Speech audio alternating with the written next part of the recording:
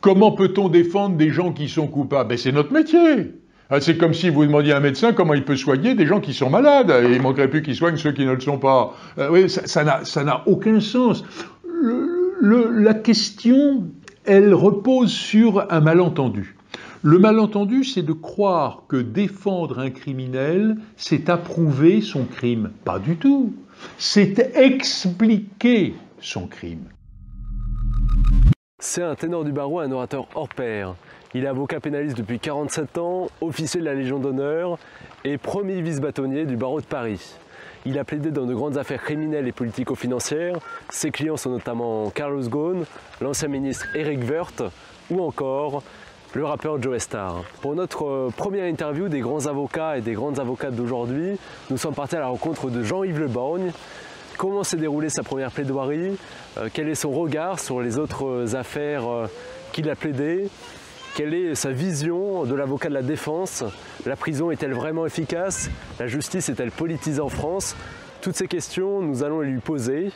N'hésitez pas également à aimer cette vidéo, à la partager et à vous abonner à cette chaîne afin que nous puissions continuer à faire d'autres interviews. Merci beaucoup et bon visionnage à tous.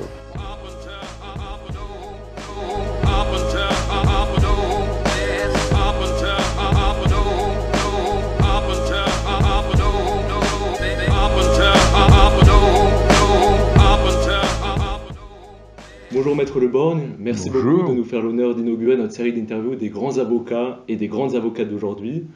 En quelques mots, comment vous présenteriez-vous? Oh, vous savez, c'est toujours difficile de parler de soi-même.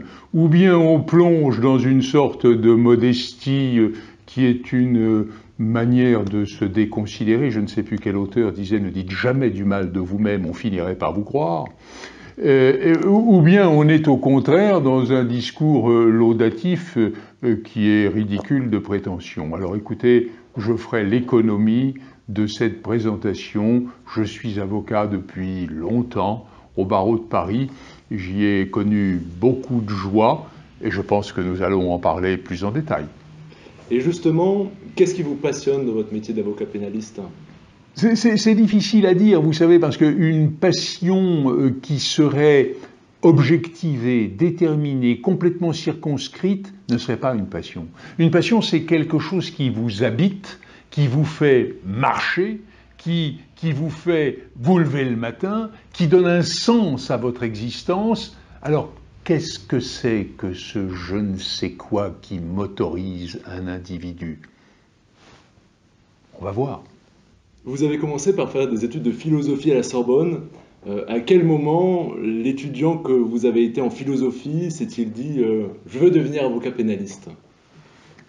Alors, je pense que dans un premier temps, le monde des idées, qui est le monde de la philosophie, était celui qui m'attirait. J'ai toujours gardé d'ailleurs avec ce monde des idées une sorte de proximité, de familiarité, je suis chez moi dans ce domaine-là. Mais j'ai senti au fil de mes études universitaires de philo que il y avait une sorte de rupture avec le monde. Le langage philosophique est un peu un langage étranger à la grande majorité des individus. Et les préoccupations philosophiques sont des préoccupations qui, si on les étalait dans la vie quotidienne, auraient presque un côté ridicule pour beaucoup. En un mot, j'ai senti qu'il y avait une rupture avec le monde qui allait se consommer. Je ne voulais pas de cette rupture-là. Donc l'idée m'est venue de trouver une incarnation, c'est-à-dire une situation concrète, historique, définie, dans laquelle les idées auraient la possibilité de s'exprimer. L'idée de la justice, l'idée de l'équilibre, l'idée du bien, l'idée du beau qui est la même. Bon, finalement, ce qu'il faut faire, ce qu'il ne faut pas faire, la justification de la répression, mais la nécessité de ne pas aller trop loin dans la répression. À quel moment sommes-nous dans la justice? À quel moment glissons-nous dans la barbarie? Il y a dans toutes ces réflexions quelque chose qui est un peu une manière de de donner à la justice, à l'œuvre judiciaire, l'occasion de mettre en scène les idées philosophiques. Donc je me suis en quelque sorte échappé de la totale abstraction en me glissant dans cette voie. Et justement, quel souvenir gardez-vous de votre première plaidoirie prononcée devant le juge et comment l'avez-vous préparée? Ah, vous savez, c'est presque une plaisanterie parce que j'étais tout jeune collaborateur je devais avoir, je sais pas, un mois ou deux de palais, oui, donc bon. Et mon patron est tombé malade. Et évidemment, l'idée de m'envoyer plaider l'affaire qu'il devait plaider, lui, à la cour d'assises, c'était quand même quelque chose où on n'envoie pas un tout débutant. Bon, ne lui venait même pas à l'esprit. Et alors, il a demandé à celle qui m'avait précédé dans le poste de collaboration que j'avais pris, qui avait un petit peu plus de bouteilles que moi, et pour une raison dont je n'ai plus souvenir, elle ne pouvait pas. Ce qui fait qu'il fallait bien que quelqu'un y aille, ce fut moi. Donc j'ai débuté à la cour d'assises. Alors, soyons clairs, hein, j'étais partie civile. C'est plus facile d'être partie civile que d'être en défense. Mais quelque part, le destin m'avait déjà placé, prématurément sans doute, sur la voie criminelle. Alors comment l'ai-je préparé? Vous savez, je pense qu'il faut une certaine inconscience, quoi qu'on fasse. Qu'on soit pilote de chasse et qu'on monte dans un avion extraordinaire, marchant à une vitesse folle, faut être un peu fou pour faire ça. Mais pour aller plaider devant des gens dont on se dit « mais je vais les convaincre, je vais leur expliquer quelle est la voie, quelle est la vérité, quelle est la bonne décision », il faut être un petit peu en dehors d'une réflexion normale. Avec le temps, le doute vient. Avec l'expérience, on se dit que peut-être on ne sera pas suffisant. Ça a été l'obsession de toute ma vie. L'idée d'être peut-être insuffisant. Et c'est d'ailleurs très moteur, parce que la crainte d'être insuffisant, ça peut vous conduire à la déprime et à ne rien faire du tout. Mais ça peut aussi vous conduire à l'effort, en disant, mais là, il faut que j'en fasse plus, il faut que je sache plus, il faut que j'étudie plus, il faut que je fasse un effort supplémentaire. Voilà, si vous voulez, ce qui a été l'évolution. Alors, la préparation de cette première affaire, l'inconscience qui m'a permis d'accepter d'y aller. Heureusement qu'il y a l'inconscience de la jeunesse, c'est ce qui permet l'héroïsme. L'héroïsme est toujours un peu fou. On ne vainc pas une peur. Tout à coup, il se trouve qu'on n'a pas peur. Et est-ce que vous écrivez vos plaidoiries à l'avance ou jamais? Jamais. Jamais. Vous savez, la plaidoirie est un art oral. Et c'est plus qu'un art oral. C'est une façon, clairement, de s'adresser à un tiers. Comment imaginez-vous, là, alors que nous sommes l'un en face de l'autre, les yeux dans les yeux, que je lise un papier? Vous imaginez que vous m'eussiez transmis les questions que vous alliez me poser et que, par crainte d'être insuffisant, on en parlait à l'instant, j'ai préparé un papier et que je vous le lise. Ce serait misérable, ce serait ennuyeux au possible, aucune vie n'existerait. Alors, quand on parle à quelqu'un, d'abord on le regarde. On parle avec sa bouche, on parle avec ses mots, on parle avec sa capacité intellectuelle, mais on parle aussi avec son corps, avec ses yeux, avec une certaine manière d'être. Quand on lit, on ne parle pas, on récite le discours d'un autre, même si cet autre, c'est soi-même. Et est-ce que pour convaincre les gens, est-ce que vous pensez que c'est nécessaire pour un avocat d'avoir une bonne culture littéraire et philosophique, pour mieux appuyer vos propos, pour mieux convaincre, pour mieux persuader, pour mieux émouvoir? Je suis un amoureux de la littérature, alors évidemment, je dirais que l'absence de culture est sans doute quelque chose qui vous qui vous bloquent un peu. Alors, puis il y a culture et culture. Il y a des gens qui ont une culture un peu envahissante et qui passent leur temps à vous réciter ce qu'ils savent. Ça vous casse les pieds. Vous avez envie, quand quelqu'un s'exprime devant vous, que ce soit lui qui s'exprime. Mais on s'exprime toujours avec au fond de soi-même ce souvenir de ce que l'on a lu, relu, sans même s'en rendre compte. Je pense que la culture, c'est une manière d'avoir un peu volé le talent de Chateaubriand et l'élégance de Racine, mais d'avoir oublié que ces emprunts ont été faits. Je ne vais pas vous servir, j'en connais un certain nombre, des tirades de vers magnifiques qui sans doute ont eu sur moi une influence, sur ma manière de s'exprimer une influence. Il faut savoir les oublier. Vous savez, je ne sais plus qui disait que la culture c'est ce qui reste quand on a tout oublié. C'est ça, c'est la sédimentation. On ne cite plus, on ne sait plus d'où ça vient, mais c'est là. Et justement, quelles sont les clés, à votre avis, pour une bonne plaidoirie qui marche, qui convainc? Je crois qu'il n'y a pas de règle absolue, il n'y a pas de recette miracle. Il faut d'abord connaître son dossier. Parce que si on est pris en défaut sur le dossier, celui qui le connaît et qui est en face de vous ne va pas vous le dire. Il n'y a pas de dialogue dans un tribunal. Dans le prétoire, le juge écoute. Mais que pense-t-il ? Si vous commencez à dire tel témoin dit d'ailleurs que, et le juge vous regarde et dit toi mon petit bonhomme, t'as pas lu le témoignage parce que c'est précisément pas ce qu'il dit. Donc vous voyez, ça, c'est fondamental.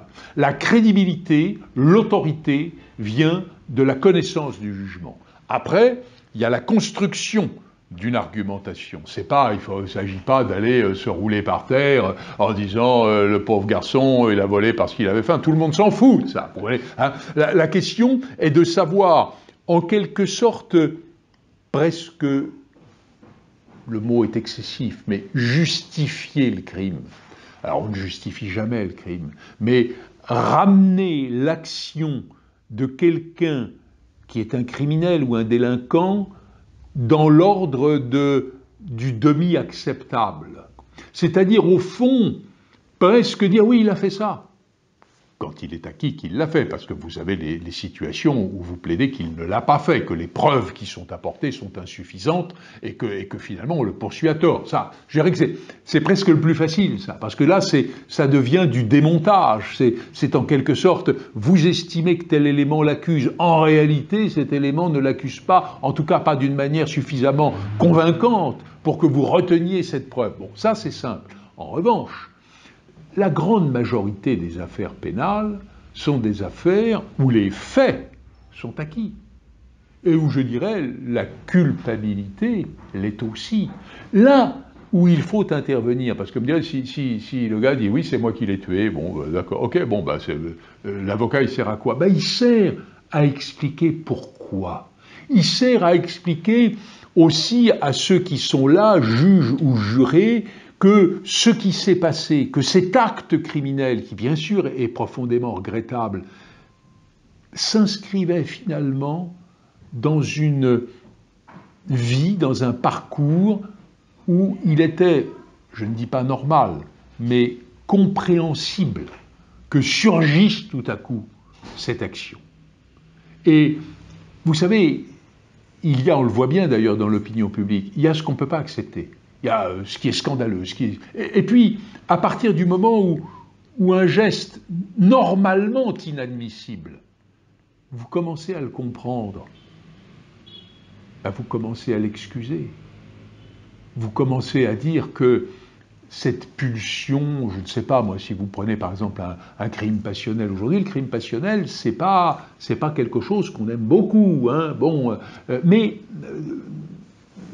quand on commence à comprendre comment une souffrance, comment une incapacité de maîtriser certaines pulsions personnelles ont conduit un individu au crime, on commence à considérer qu'il est presque victime des circonstances ou de lui-même. Et là, si vous arrivez à installer cela, alors vous l'installez à des degrés divers, hein, c'est pas pour ça qu'il ne va pas être condamné, mais il sera condamné différemment. Le monstre, celui dont on veut qu'il soit écarté de la société définitivement, c'est celui dont on ne comprend rien, dont on ne saisit à aucun moment la motivation, le pourquoi, le comment en est-il arrivé là. Et je pense que ça, c'est une plaidoirie, que d'expliquer, j'allais dire, presque la normalité du crime. Prenons cette expression avec précaution. Vous avez parlé tout à l'heure de l'opinion publique. Parfois, on a le sentiment que votre métier, surtout que la fonction d'avocat à la défense, est parfois mal comprise, voire dénigrée par une partie de l'opinion publique. Il y a une question qui est souvent posée aux avocats pénalistes et qui a souvent dû vous être posée tout au long de votre carrière, c'est « Maître, comment pouvez-vous défendre un criminel ?» Qu'est-ce que vous répondez généralement? Ah, ça, c'est la question de la maîtresse de maison entre la poire et le fromage. Hein, ça, c'est clair. Mais comment peut-on défendre des gens qui sont coupables? Ben, c'est notre métier. C'est comme si vous demandiez à un médecin comment il peut soigner des gens qui sont malades. Et il ne manquerait plus qu'il soigne ceux qui ne le sont pas. Oui, ça n'a aucun sens. La question, elle repose sur un malentendu. Le malentendu, c'est de croire que défendre un criminel, c'est approuver son crime. Pas du tout. C'est expliquer son crime. Expliquer un geste, expliquer un comportement, ça ne veut pas dire approuver ce comportement. Alors, il y a parfois, dans certaines circonstances, je pense notamment à des militants politiques qui peuvent avoir des actions criminelles, on peut imaginer une action de défense qui soit finalement un discours politique, en disant il a tué telle personne, mais il a bien fait parce que ce type était un salaud pour telle et telle raison. Bon, ça, pour moi, ça c'est pas une plaidoirie, c'est un discours politique, c'est un discours militant. Et je pense qu'en plus, je m'y refuserai toujours parce que, d'abord, je me vois mal dans l'apologie du crime, et ensuite, parce que je pense que c'est une façon de desservir la personne qu'on défend. Arriver avec sur les bras un crime qu'on a commis et dire à ses juges « je ne me repens pas, et si c'était à faire, je le referais », que le type dise ça s'il veut, mais que je soutienne, moi, cette position qui va le vouer à une condamnation double pour ce qu'il a fait et pour ce qu'il en dit. Jamais. Et est-ce qu'il y a d'autres types d'affaires, pas forcément des crimes politiques, que vous refusez de prendre? Non, dans l'ordinaire, si l'on ose dire, de la criminalité, je n'ai pas le souvenir d'avoir jamais refusé une affaire pour un problème de conscience. Je vous dis, pour moi, la limite, elle est là. On peut défendre tout le monde, sauf celui qui dit « je l'ai fait, et pour me défendre, vous direz que j'avais raison ». Alors ça, je ne suis pas sûr qu'une telle rencontre soit intellectuellement et moralement possible, et en tout cas, c'est ça la limite. On peut défendre les plus grands criminels, à la condition de ne pas avoir dans le contrat de défense cette obligation d'apologie du crime qui est une sorte d'attitude suicidaire de la part de celui qui est jugé et de complicité que je trouve inadmissible de la part de celui qui défendrait sur ce ton. J'aimerais revenir maintenant sur certaines affaires un petit peu plus médiatisées dans lesquelles vous êtes intervenu, notamment l'affaire De Breuil. Pour mémoire, le 24 décembre 1976, Jean De Breuil, ancien secrétaire d'État de Charles de Gaulle et député, est assassiné. 3 jours plus tard, le tireur Gérard Frêche est arrêté. Alors il y a le ministre de l'Intérieur de l'époque qui va organiser une conférence de presse assez surprenante, où il viole le secret de l'instruction. Et vous avez 27 ans, vous êtes avocat, cette affaire est assez trouble, certains y voient un scandale d'État. Comment avez-vous abordé ce dossier et comment le procès s'est-il déroulé ? Ah ça, alors vous remontez au calendrier grec, hein, d'ailleurs vous l'avez dit, hein, c'est décembre 76, j'ai 26 ans à l'époque, et je viens d'être élu secrétaire de la conférence, on est au mois de décembre, et le crime doit se perpétrer à la mi-décembre, je n'ai plus les dates exactes, mais à la mi-décembre à peu près, Et lorsque les personnes qui seront poursuivies pour ce crime sont arrêtées fin décembre, et le temps qu'ils demandent un avocat d'office, le 1er janvier est passé, et donc les commissions d'office criminelles vont au secrétaire de la conférence. Et je suis secrétaire de la conférence au 1er janvier 1977, et le bâtonnier me commet pour défendre le tireur, celui qui a tiré sur le prince de Broglie. C'est pour moi, évidemment, à ce jeune âge, alors que j'ai à peine quelques années de barreau, une extraordinaire opportunité. Et je vais défendre jusqu'au bout Gérard Frêche, jusqu'à la cour d'assises. Ce sera tout à fait passionnant.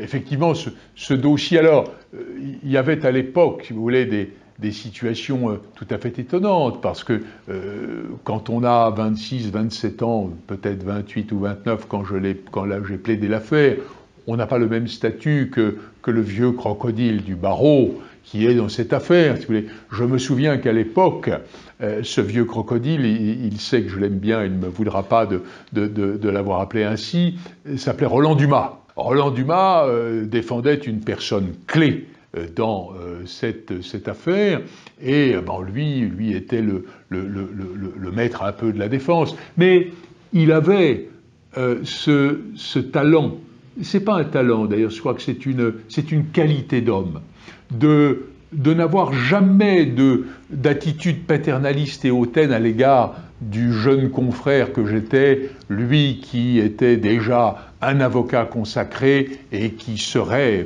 peu de temps après, le grand ministre qu'on a connu sous les septennats de François Mitterrand. Donc cette affaire a été, je dirais, une entrée, disons-le, prématurée et extraordinairement poussée par la chance dans les grandes affaires.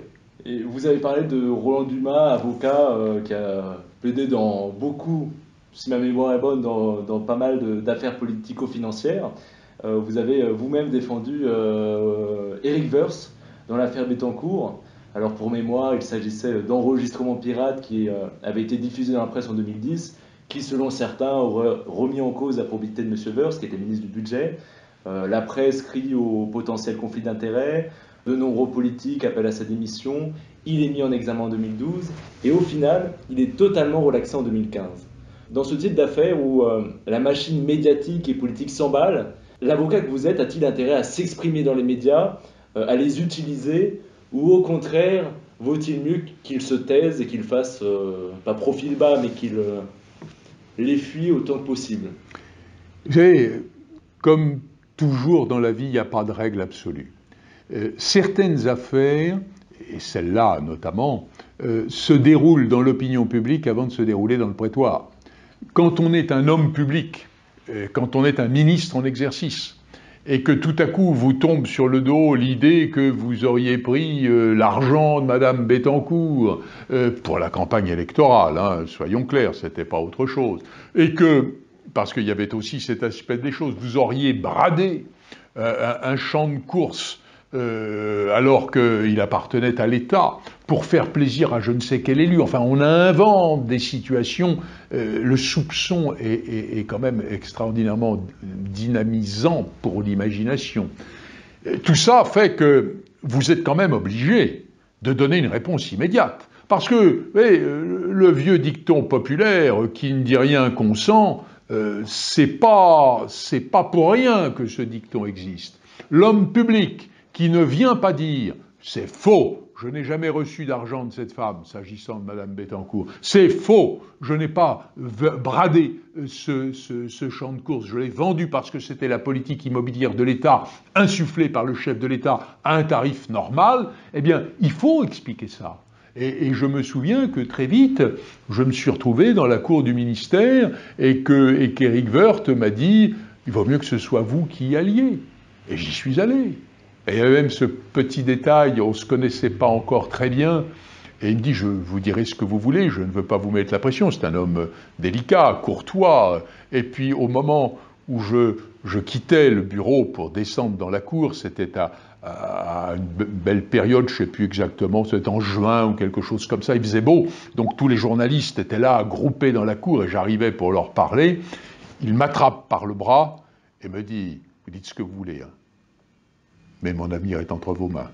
J'ai senti tout à coup la pression extraordinaire, si vous voulez, de ce message, en quelque sorte, mais il fallait s'expliquer. Et je crois qu'il y a un certain nombre d'affaires, vous en parlerez peut-être tout à l'heure, mais d'autres beaucoup plus récentes, qui méritent qu'on s'explique. Et puis, vous voyez, je pense que lorsque quelqu'un est poursuivi, c'est un peu une catastrophe qui lui tombe sur la tête. Et quand il est mis hors de cause, comme Eric Woerth, 5 ans plus tard, ça n'intéresse plus personne. Que retient-on ? On retient qu'il a été poursuivi, soupçonné, peut-être qu'il était coupable. Il faut, dès le début, venir dire cette poursuite est anormale, pour telle raison, et je vais vous l'expliquer, et on le démontrera. Voilà ce qui me paraît être la nécessité, selon les cas, de s'exprimer. Et pour quelques grands chefs d'entreprise, le problème se pose dans les mêmes termes. Eh bien justement, j'allais revenir sur l'affaire Carlos Ghosn, qui est passionnante. Alors, M. Ghosn a eu des avocats japonais, américains, français. Vous, quel a été votre rôle au sein de tout ce parterre d'avocats ? Disons que les opérationnels, notamment au Japon, étaient des Japonais. Je ne vois pas ce que j'aurais été faire dans l'affaire japonaise, avec un droit que je ne connais pas, avec une langue que je ne pratique pas, avec un système, une civilisation, des habitudes de pensée qui sont très différents des nôtres et que je ne maîtrise pas non plus, c'eût été absurde. Non, mon rôle a été essentiellement d'expliquer à l'opinion publique française ce qu'il en était de la poursuite au Japon et ce qu'il fallait en penser, et aussi de préparer avec Carlos Ghosn la réaction qui serait la sienne et celle de sa défense face à un certain nombre de reproches qui lui étaient faits et qui concernaient la France. Et notamment sur l'arrestation de Carlos Ghosn au Japon, son incarcération très longue. Est-ce que vous pensez que finalement Carlos Ghosn a été victime d'un complot ? Et moi, j'en suis convaincu. Parce que y a deux choses. Sans rentrer dans le détail de cette affaire, mais on peut le faire si vous le souhaitez, parce que tout ça est maintenant très public, il a été arrêté pour des vétilles. On lui a reproché de ne pas avoir déclaré des rémunérations qu'il n'avait pas touchées, dont on savait qu'il ne les avait pas touchées, il n'y avait pas de question, dont il était question qu'il les touche plus tard, peut-être. Imagine-t-on en France qu'on poursuive quelqu'un qui n'a pas déclaré des revenus qu'il touchera peut-être dans 4 ou 5 ans ? C'est une aberration. Donc le motif juridique, pénal, pour lequel on l'arrête est tellement dépourvu de consistance qu'on a le sentiment qu'on cherche un prétexte. Et à partir de là, se demander si on est dans une affaire de justice ou dans un règlement de compte concernant une grande entreprise, pour moi, la conclusion est assez rapidement obtenue. Et Carlos Ghosn a souvent répété à longueur d'interview qu'il n'avait pas fui la justice, mais qu'il s'était au contraire libéré d'une injustice. De nombreux médias, tels que CNN, avaient même considéré la justice japonaise comme une justice de l'otage. Vous, avec le recul, quel est votre regard finalement sur le système judiciaire japonais ? Et est-ce qu'on peut dire que le Japon est au fond une véritable démocratie libérale ? Alors que le Japon soit une démocratie libérale, moi je veux bien, et puis en plus je pense que c'est grosso modo vrai. Mais vous savez, tous les pays traînent derrière leur habitude libérale, républicaine, démocratique, pour ceux qui sont des démocraties, ont des vieux souvenirs de jadis. Regardez, qui oserait dire que la constitution de la Ve République en France est une constitution qui n'est pas démocratique et parfaitement respectueuse des libertés. Mais nous avons dans notre inconscient ce vieux souvenir d'un nombre considérable de siècles de monarchie, et nous avons restauré une sorte de fonction présidentielle qui est une fonction qui est un peu celle d'un monarque républicain.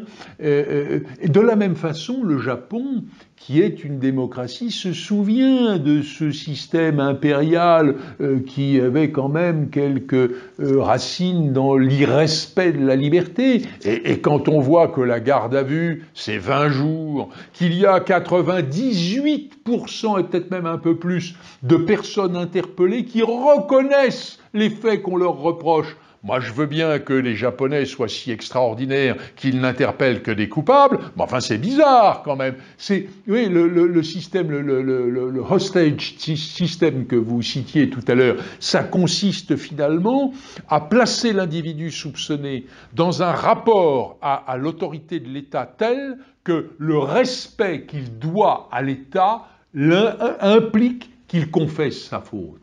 Un peu comme si, finalement, le problème n'était pas de savoir s'il est coupable ou innocent, mais s'il respecte l'État. Ça, ce sont des vieilles rémanences de systèmes anciens dont il faudrait qu'une vraie démocratie se débarrasse. Et sur le système judiciaire français, vous avez écrit un livre très intéressant qui s'appelle « Changer la justice », que je suis en train de vous montrer à l'instant. Vous y livrez votre regard sur notre système judiciaire et vous évoquez notamment les rapports du judiciaire et du politique, et ça c'est très intéressant. Est-ce que vous pensez que la justice en France est politisée? Alors, actuellement, si j'en crois un rapport parlementaire, la question est de savoir si la justice est l'objet d'une pression politique. Franchement, ça, j'y crois pas. En revanche, il y a l'autre aspect qui me paraît beaucoup plus intéressant. La justice a-t-elle intégré des convictions politiques qui sont les siennes, ou enfin celles des hommes et des femmes qui constituent le monde judiciaire, et qui influeraient sur les décisions qui sont prises? Je le crois. Je le crois. Un exemple clair, l'affaire du mur des cons.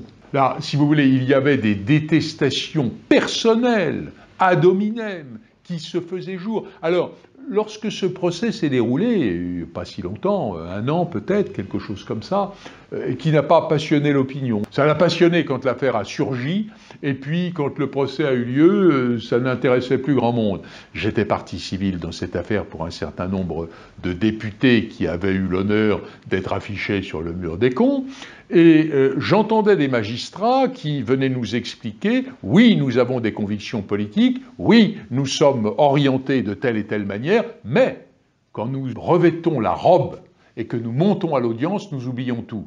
Je crois qu'ils étaient sincères, mais c'est pas crédible. Quand vous êtes un militant, quand vous êtes convaincu d'un certain nombre de biens et de maux qui se répartissent dans la société en fonction de qui est qui et de qui fait quoi, vous avez beau essayer de vous enfermer, de vous retrouver dans cette neutralité, c'est pas possible. Les choses ressurgissent, elles ressurgissent au niveau de votre inconscient. Et voyez-vous, bon, je crois à l'honnêteté des magistrats. Je pense que rares et peut-être inexistants sont ceux qui condamneraient un homme parce qu'il est de droite ou parce qu'il est patron. Mais de là à ce que ce phénomène n'existe pas, n'échappe pas à une sorte de volonté de neutralité à laquelle on ne peut pas parvenir, c'est autre chose. Je pense qu'il y a un vrai sujet. Le juge ne doit-il pas être celui qui est à ce point en retrait de la société qu'il a une totale indifférence tant à la gauche qu'à la droite? Vous savez, le syndicat de la magistrature avait notamment au cours de ce procès dit « Nous sommes la gauche judiciaire ». Mais moi, je n'ai rien contre la gauche, mais même si je n'en fais pas partie. Mais le problème, c'est qu'il ne doit y avoir ni de gauche, ni de droite judiciaire. La justice, elle est en dehors, et s'il se pouvait, au-dessus de tout ça. Mais est-il concevable d'imaginer des hommes et des femmes dépourvus de toute passion? Mais pour essayer d'arriver au maximum à cette neutralité politique des magistrats, Vous avez répondu, vous avez émis quelques pistes dans votre livre. Qu'est-ce que vous proposeriez? Ah ben, c'était très clair. D'abord, je pense que on ne peut pas être juge quand on a 25 ans. L'âge moyen de sortie de l'École nationale de la magistrature doit être un peu plus élevé, de 26-27, quelque chose comme ça. Enfin, c'est très jeune. Ce sont des gens qui ont une très belle formation intellectuelle. L'École nationale de la magistrature, un peu comme l'ENA, si vous voulez, est très sélective. Hein, et ce sont des gens d'un très bon niveau. Mais la vie n'est pas seulement faite d'intelligence, elle est faite de l'expérience des hommes, elle est faite de cette façon de comprendre, peut-être même en deçà des mots, un certain nombre de circonstances auxquelles vous avez été confrontés. Je pense que la jeunesse, si brillante intellectuellement soit-elle, et c'est le cas de la magistrature, a besoin d'être mise à l'épreuve de la vie. Alors, moi, ma solution, elle serait très simple. On sort de l'école de la magistrature, on devient parquetier. Parce qu'au parquet, c'est un corps hiérarchisé, vous avez le conseil des plus anciens, tout ça fonctionne très bien. Et puis après, 10 ans plus tard, quand on a un peu pris de bouteille, eh bien, on passe, le cas échéant, au siège, c'est-à-dire on devient juge. Et puis quand on est devenu juge, on y reste. Parce que ce corps de la magistrature où l'accusation et le juge font partie de la même famille a quelque chose de choquant. Hein, qu'après 10 ans d'exercice, un avocat devienne juge, un procureur devienne juge, pourquoi pas, mais qu'il y reste, qu'il ne redevienne pas procureur après. J'ai un souvenir d'une femme qui était d'ailleurs fort bien dans son comportement judiciaire, et un jour, elle quitte la présidence de la chambre correctionnelle au tribunal et qu'elle exerçait pour devenir avocat général à la cour. Et là on l'entend parce qu'elle se lève, elle requiert. Et je me dis, c'était donc ça qu'elle pensait quand elle était juge il y a 3 mois ? Il y a quelque chose qui ne va pas. Vous voyez, la collusion par appartenance au même corps entre le procureur et les juges du siège est quelque chose qui choque. Alors je sais bien que les juges vont vous dire, mais attendez, le procureur, on était peut-être à l'école de la magistrature ensemble, je le tutoie, il me tutoie, d'accord, mais à l'audience, il dit ce qu'il veut et moi je fais ce que je veux. Oui, c'est sans doute vrai, mais dans une certaine mesure. Et entre le propos du vieux copain avec qui on était à l'ENM 20 ans plus tôt et le mien, avocat de la défense, je pense que le premier bénéficie d'une sorte d'écoute préférentielle, même si le juge essaie de s'en défendre. Il ne suffit pas de se donner à soi-même des règles pour être sûr de les respecter. La volonté d'être bien, je suis certain qu'elle anime tous les magistrats. Mais pour parvenir à ce niveau de neutralité, il faut éviter de se mettre dans des situations difficiles qu'il faut surmonter. Et notamment sur la précocité des juges, c'est assez intéressant puisque il y a un autre avocat, un ancien avocat, Éric Dupond-Moretti, actuel garde des Sceaux, qui a partagé le même constat hier, lundi 21 septembre. Et lui, ce qu'il a proposé au président de la République, c'est de nommer une avocate pénaliste, non magistrate de formation, maître Nathalie Roret, que vous connaissez très probablement, au poste de directrice de l'École nationale de la magistrature. Alors il me semble que certains magistrats n'ont pas très apprécié. Est-ce que vous pensez que ça peut être une réponse efficace aux problèmes que vous avez soulevés auparavant, ou pas trop, et cela risque plutôt de froisser les magistrats qui vont considérer cela comme un acte de guerre et finalement détériorer les liens entre magistrats et garde des Sceaux et magistrats et avocats? D'abord, je connais bien Nathalie Roret, vice-bâtonnier en exercice du barreau de Paris, fonction que j'ai occupée il y a quelques années avant elle. C'est une femme remarquable qui, je pense, prendra sa fonction si elle est nommée, car à ma connaissance, elle n'est pas encore nommée, donc on ne sait pas si elle le sera. Qui certainement assumera cette fonction avec beaucoup de conscience et d'efficacité. je pense qu'il faut savoir s'ouvrir. Au fond, bien sûr que je sais que certains magistrats prennent ça pour un acte de provocation. Et j'ai vu dans la presse que certains syndicats appelaient même à une manifestation de protestation contre cette éventuelle nomination.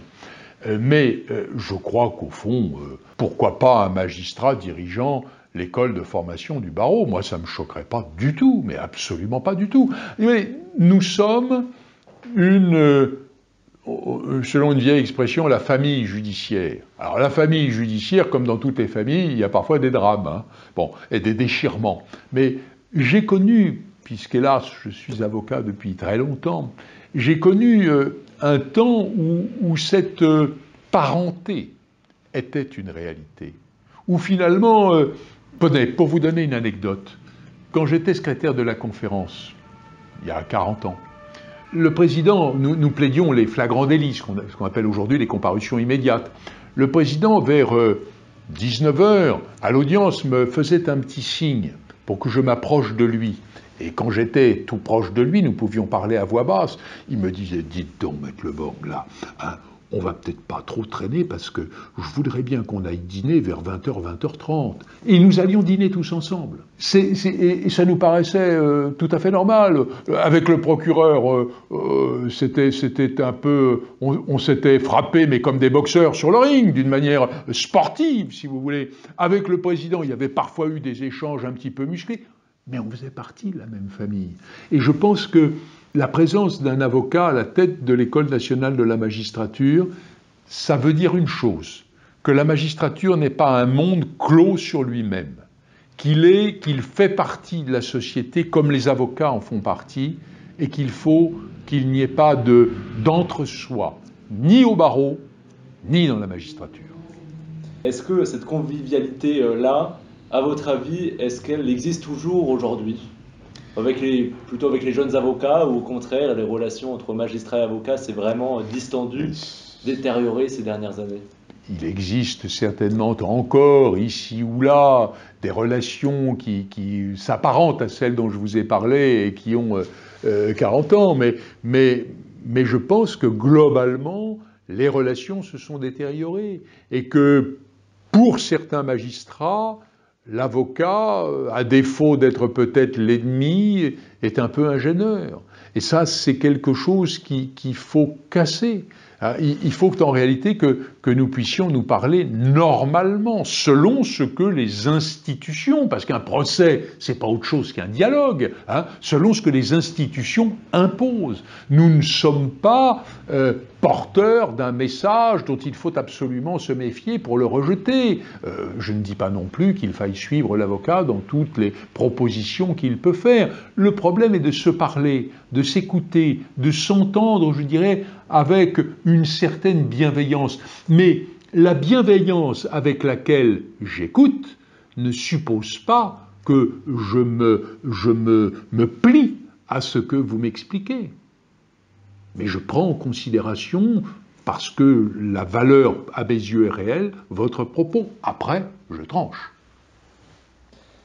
Et dans votre livre, vous évoquez aussi un autre aspect, vous vous interrogez notamment sur le sens de la peine dans notre société, et notamment de la peine d'emprisonnement et de réclusion criminelle. Est-ce que, selon vous, la prison, c'est utile ? Alors, je pense que la prison, c'est une vieille histoire qui nous vient du Moyen-Âge, hein, et que nous avons gardée. C'est-à-dire qu'en réalité, qu'est-ce qui s'est passé ? La prison, pendant toute la période pré-révolutionnaire, pendant toute la période monarchique, était un temps d'attente. Il fallait se garder de la fuite de celui qu'on allait condamner, peut-être, et la peine était autre. La peine, c'était une peine corporelle. Il y a les châtiments corporels de l'Ancien Régime, c'est une kyrielle d'abomination. Alors, la Révolution a mis un terme au châtiment corporel, sauf à la peine de mort par décapitation, par guillotine, qui a quand même duré 2 siècles entre la Révolution et son abolition en 1981. Donc, cette prison, elle est inscrite dans nos mœurs comme quelque chose de normal. Est-ce normal pour autant ? Quand on sait que ce rassemblement d'êtres qui, les uns et les autres, sont dans la marginalité par rapport à la loi, par rapport à la morale, par rapport à la société, ou celui qui, tout jeune, y entre pour un délit mineur, va rencontrer des gens plus enracinés que lui dans la délinquance, qui vont lui apprendre le métier, en quelque sorte, ce qui est une aberration. Puis ça sert à quoi, la prison? La prison, c'est une mise à l'écart de personnes dangereuses. Ça, je peux le concevoir. Mais je vous dirai ce que je pense des personnes dangereuses après. C'est aussi une manière de s'assurer de la présence de celui qui pourrait prendre la fuite. Je peux le comprendre aussi, dans une certaine mesure. Mais pour la plupart des délinquants, ne serait-il pas plus judicieux, alors que nos compatriotes crient sur la nécessité de construire des prisons? Ça coûte une fortune. La prison coûte une fortune. Et puis l'incarcération coûte une fortune. C'est quelque chose dont ils ne savent pas qu'ils le payent aussi, et qui coûte très cher. Bon, en réalité, ne serait-il pas plus utile d'apprendre à ces personnes qui, pour la plupart, veulent des bénéfices immédiats sans trop se donner de mal, leur apprendre que la vie c'est pas ça, que la vie ça consiste à se lever le matin, à faire son lit, à se raser, à se laver, à aller travailler, à apprendre des choses, à faire un peu de sport, à vivre. Mais ça, vous savez, on pourrait l'organiser, hein. Ça coûterait moins cher que la prison, beaucoup moins cher que la prison, et ça aurait un bénéfice extraordinaire, celui, peut-être pas dans tous les cas, mais dans un bon nombre, je le pense, de récupération de ces individus, alors qu'en les mettant en prison, on les marginalise plus encore qu'ils ne le sont. Alors, qui s'occuperait de l'encadrement? Soyons clairs, l'armée. Je pense que le service militaire, quand je parle de se lever à une heure déterminée, d'avoir les cheveux coupés à une certaine longueur, même si c'est absurde, mais c'est le principe de la discipline, d'être rasé, lavé, de faire du sport et de suivre quelques cours, je pense que l'armée pourrait organiser ça. Le service militaire a disparu, c'est vrai. Peut-être faudrait-il embaucher des militaires supplémentaires pour faire cet encadrement. Mais ça coûterait beaucoup moins cher que les prisons et surtout, ça apporterait probablement un bénéfice social que la prison n'apporte pas. Restent les grands criminels, les grands terroristes, ceux qui, à mon avis, sont peut-être des irrécupérables, et cela, il faut leur réserver, à mon avis, un autre régime. Et notamment, oui, sur ces grands criminels, il y a une phrase que j'ai lue dans votre livre qui pourrait assez surprendre de la part d'un avocat pénaliste.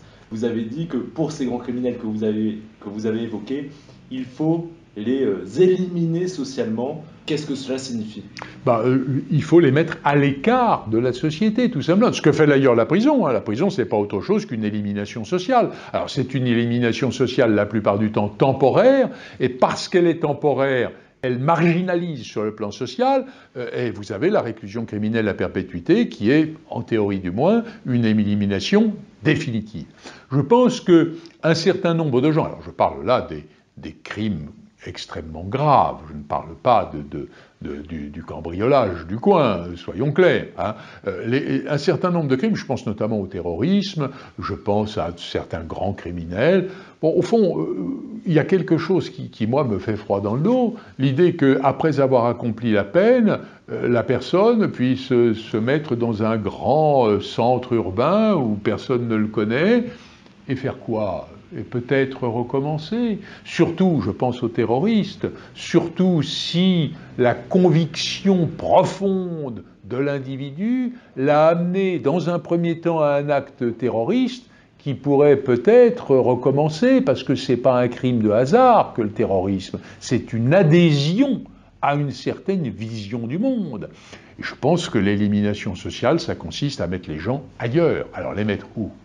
Ne pas les traiter d'une manière inhumaine, surtout pas. Parce que quand on me dit ça, on me dit « tu veux restaurer le bagne ». Les gens aiment beaucoup se référer à des notions qu'ils connaissent pas du tout. Je pense qu'il serait important de les mettre loin et de les obliger à rester là où ils sont, mais dans des conditions matérielles et humaines tout à fait respectables.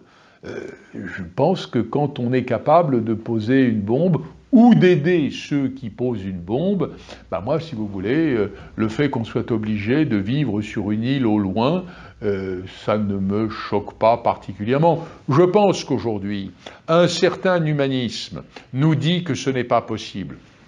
Attendons quelques années, on verra. J'aurais peut-être eu raison trop tôt, c'est pas grave. Justement, il y a un sondage qui est paru qui disait que 55% des Français étaient favorables à la réhabilitation de la peine de mort. Vous, quand vous avez eu connaissance de ce sondage, qu'est-ce que ça vous a fait? Alors bon, bon, je vous dirais pas que ça m'a ému parce que ça m'a pas spécialement étonné. Lorsque Badinter et François Mitterrand ont supprimé la peine de mort, je pense que la statistique devait être beaucoup plus élevée. On devait être à 75% ou quelque chose comme ça de Français favorables au maintien de la peine de mort. C'était courageux. Cette peine de mort, si vous voulez, quelque chose, je dirais, d'abominable. Enfin, comment les hommes peuvent-ils s'autoriser à tuer qui d'ailleurs? Ceux qu'on tué, bah oui, enfin bon, c'est une sorte de crime judiciaire qui remplaçait un crime privé. Est-ce bien raisonnable et est-ce bien respectable? Non, je pense que ce que veulent dire les Français qui s'expriment de cette manière, c'est que l'élimination sociale, qui était le résultat de la peine de mort, a disparu avec la peine de mort. Que la peine de mort ait disparu, merveilleux. Surtout ne songeons pas un instant à restaurer cette abomination. Mais pensons à ce qui était son corollaire, c'est-à-dire l'élimination sociale, le fait qu'il n'y ait plus de danger pour les braves gens qui sont là. Et nous revenons aux propos précédents sur la mise à l'écart. S'il y avait un livre que tout étudiant se destinant à la matière pénale, que tout étudiant en droit ou que tout avocat pénaliste devrait lire, quel serait-il? Difficile à dire. Il y a beaucoup de livres sur la justice dont certains sont merveilleux. Ce sont les expériences des uns et des autres, la foi qu'on peut avoir dans cette mission de défense ou de juger d'ailleurs. Vous savez, la notion de justice, elle est partout. Elle est déjà chez Platon, c'est l'idée de justice. Au fond, la vie des hommes est régulée, quand ils veulent bien faire cet effort, par le goût du bien. C'est-à-dire, je veux que ma vie se rapproche autant que faire se peut d'une image idéale. Et cette image idéale, on va l'appeler le beau pour l'artiste, le bien pour celui qui, par exemple, est dans le monde judiciaire. Enfin, oui, parce qu'on ne sait pas ce que c'est que le bien, on ne sait pas non plus ce que c'est que le beau. C'est une certaine idée dont on essaie de se rapprocher d'une manière, je dirais, asymptotique, sans jamais parvenir à s'identifier à cette idée extraordinaire. Et quand on a expérimenté cette mise en relation de la quotidienneté d'une vie avec l'éternité d'une idée exceptionnelle, je pense qu'on peut se mêler de justice. Et si vous ne deviez retenir qu'un seul moment de votre carrière qui vous a le plus marqué, qui vous a rendu fier et heureux d'être avocat, où vous vous êtes dit moi j'ai peut-être un petit peu contribué à cet idéal de justice, quel serait-il? Vous savez, ces questions, c'est comme le bouquin qu'on emporterait sur l'île déserte. Il y a beaucoup de moments... Vous savez, j'ai oublié un bon nombre des affaires que j'ai plaidées. J'en ai plaidé des centaines et j'aurais du mal à en retrouver, à reparler de quelques dizaines seulement. Et l'affaire essentielle, c'est l'affaire que je plaide aujourd'hui. L'homme essentiel, c'est celui que je défends aujourd'hui. En réalité, quand on est sur la route, sur la mission de la défense, il ne s'agit pas de se retourner pour savoir quel était le beau souvenir. Il s'agit de savoir si dans l'affaire complète demain, on fera vivre le meilleur souvenir pour après. Merci beaucoup Jean-Yves Le Borgne pour cette interview, pour ce grand moment d'éloquence. Merci.